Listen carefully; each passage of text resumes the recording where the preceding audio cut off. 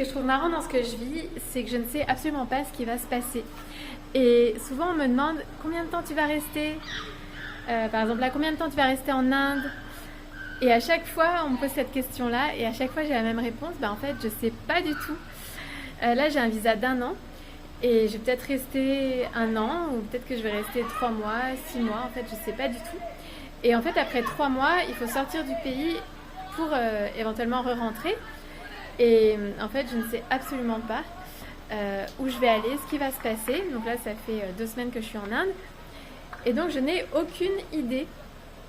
En fait, je n'ai même aucune idée de ce qui va se passer la semaine prochaine. Je sais juste que je vais aller à l'ashram Dhamma, mais après l'ashram Dhamma ou pendant, enfin, je ne sais pas du tout ce qui va se passer.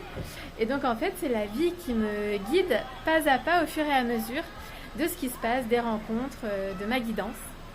Et du coup, c'est un gros travail sur le mental, puisqu'on a quand même plus l'habitude de planifier, d'anticiper. On est beaucoup dans le contrôle en Occident.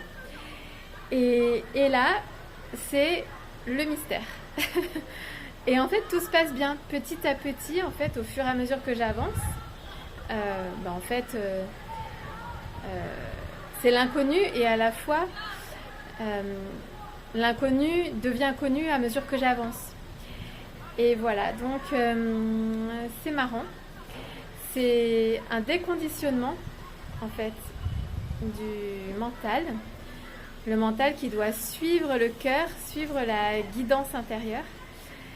Et finalement s'émerveiller de ce qui se passe. Apprécier le chemin, savourer le chemin. Et savourer les surprises. Vivre le moment présent surtout, c'est capital.